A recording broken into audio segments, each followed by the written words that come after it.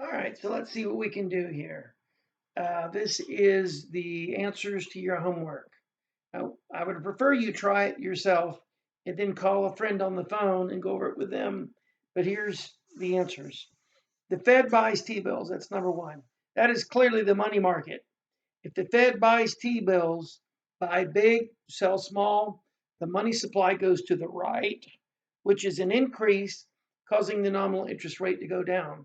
Remember that's the ultimate goal, and you learn in these graphs, is that you don't need to do a graph. You just know if the Fed buys T-bills, remember the day I put the letters on my head, they're handing the money out. And what they're doing, they're increasing the money supply, knowing the money will be put in the banks. The supply goes up, interest goes down. They're trying to help the economy. Number two, consumers. That's the key word here, consumers. That's people wanting to spend money. If they think the economy is going to improve, they're going to be pretty confident they're going to keep their job and things are going to be good. Things are going to be pretty good. They're going to start spending more money. And so that is also the money market graph. And that is the demand for money increasing. If the demand for money shifts to the right, the interest rate in this country will go up.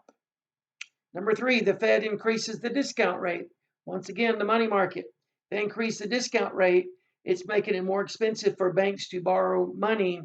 And so that's going to cause the money supply to shift to the left, dropping inward, causing interest rates to go up. Number four, people in other countries fear that American banks are going to fail. This has got to do with savings. And I could have been more descriptive here. But if people in other countries think that our banks are going to fail, first off, if they're buying our stuff, they may not care. But this means this is going to affect rich people who are keeping their money in our banks. So they're going to take their money out of American banks, which line refers to savers. That is the supply of loanable funds. It will decrease, which is a shift to the left. So this is the loanable funds graph, causing the real interest rate to go up. Number five, the U.S. government runs such a big deficit, the U.S. government sells lots of treasury bills. I gave you a lot of stuff here, but the key thing is the government's running a deficit. It's going to borrow money. And as I told you in class before spring break, the government's the best credit risk here. You know, if you loan money to the government, if they cannot come up with the money to pay you, they'll just print more money. You're going to get paid back. So they're the most reliable borrower there is. So you'd rather loan to the government than some other company. So the demand for loanable funds is going to go up, way up, because the U.S. government's borrowing money, the Treasury, and so the interest rate is going to go up. Business owners believe the economy is going to improve soon. That means they're going to want to borrow more money to finance expansion of their equipment and their plants, their factories. So what's going to happen is the demand for loanable funds is going to go up. Same as number five, causing the real interest rate to go up.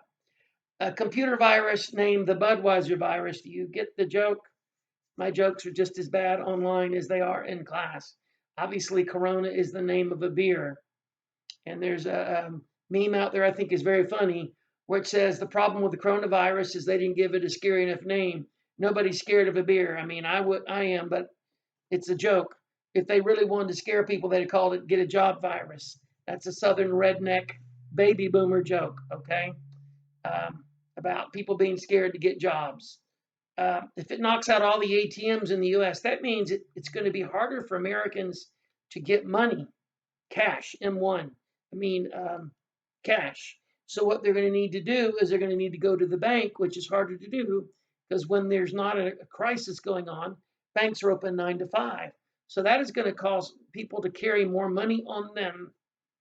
Hence the story that I told you in class about me carrying more money when I go camping out in the woods because if I need, to get some help, I may have to pay somebody. So that means the demand for money is going to go up. So that is number 7 is a money market one. Demand for money goes up, driving up the interest rate. 8, the Fed. As soon as you see the Fed, it's money market. They lower the reserve ratio. That means banks can loan out more money, increasing the money supply. So that means the money supply line is going to shift to the right. increasing the money supply, causing interest rates to go down. Number 9, the price of goods increases dramatically. That means things are going to cost more. So people are going to either need to have more cash or going to have more money in their checking account or more traveler's checks. So that is a money market graph. The demand for money, MD, is going to go up. And lastly, real GDP goes up. All that means is the economy is doing well. And now this is confusing because you're going to be tempted to think that's going to cause businesses to want to borrow more. It might, but businesses make their decisions today based on what's going to happen tomorrow. That's the reason why so many economists are afraid of them raising the minimum wage to $15 an hour. Sure, if you get a $15 an hour raise, a raise to $15 an hour, people are going to spend more money. But businesses are probably going to, the theory is that businesses are going to fire those employees now. As soon as they think they're going to have to pay them more, they get rid of them now. So when you see here real GDP goes up, that means it's already happened. So if real GDP goes up, that means the economy is booming. That means the demand for money is going to go up. And so that is the money market graph, and it is going to shift upwards. I hope I did this quickly. If you have any questions, you can email me.